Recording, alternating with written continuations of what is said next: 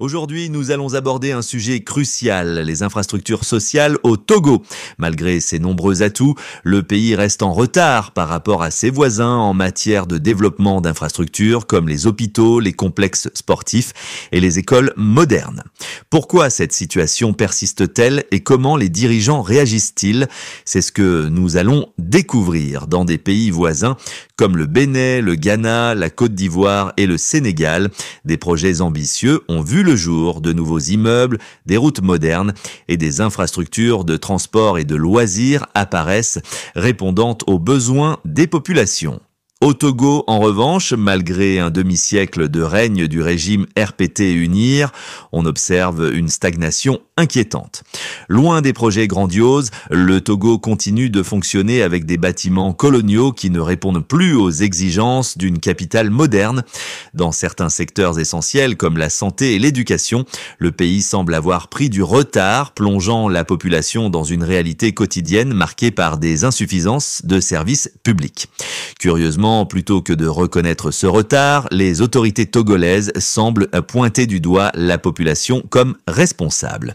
Dans un communiqué daté du 19 novembre 2024, plusieurs ministres ont affirmé que l'occupation illégale des réserves administratives par les citoyens est l'une des raisons majeures expliquant le manque d'infrastructures sociales dans le pays.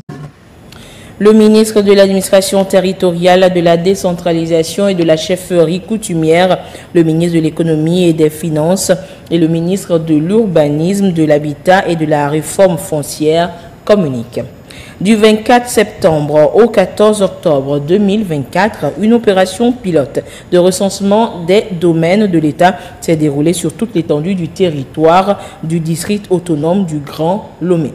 Cette opération pilote a révélé que plus de 68% des domaines de l'État sont illégalement occupés. Les ministres déplorent cette situation qui entrave la mise en place des équipements sociaux collectifs, marchés, écoles, hôpitaux, complexes culturels et sportifs, places publiques, etc. et des grands projets d'intérêt général. Selon cette logique, les populations seraient responsables de la non-construction d'écoles, de marchés ou encore d'hôpitaux modernes. Mais est-il vraiment juste de rejeter cette responsabilité sur les citoyens? N'est-ce pas l'État qui doit prendre l'initiative de créer les conditions pour un développement harmonieux? L'argument avancé par le gouvernement semble plus être une tentative de déviation que de réelle explication. En réalité, le Togo, comme tous les autres États de la sous-région, dispose de tous les moyens nécessaires pour libérer ces espaces Tiamenda et construire des infrastructures modernes.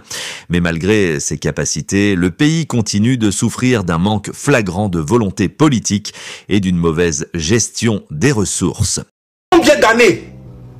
Mais l'espéré fort là, on a changé nos zéro. Ministre de la culture, zéro. Ministre de Tata, zéro. Non, il y a Philippe Peu, zéro. Culture, les zéro. Football, zéro. Tout, c'est zéro. Togo, balé boudio.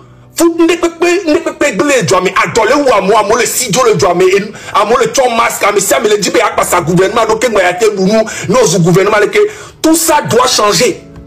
Elle a changé, ne peut pas le droit, elle a changé. Le régime de Faure Gnassingbé, par son inaction, persiste à maintenir un environnement où la population est prise en otage par une gouvernance peu ambitieuse. Pire, la communauté internationale qui observe ce panorama semble parfois aveugle face à la réalité togolaise, croyant à un semblant de développement sous couvert de panafricanisme. Le Togo a un potentiel énorme, mais il doit avant tout engager des réformes profondes pour sortir de cette stagnation. Pour cela, il est impératif de placer les intérêts de la population au centre des priorités et de ne pas se cacher derrière des excuses. Pour finir, le véritable défi reste entre les mains du gouvernement, vouloir ou ne pas vouloir réellement améliorer les conditions de vie des Togolais à travers des infrastructures modernes. Merci d'avoir suivi cette analyse. N'oubliez pas de vous abonner à notre chaîne pour ne rien manquer des prochaines vidéos sur les enjeux politiques en Afrique. À très bientôt sur Africa BV.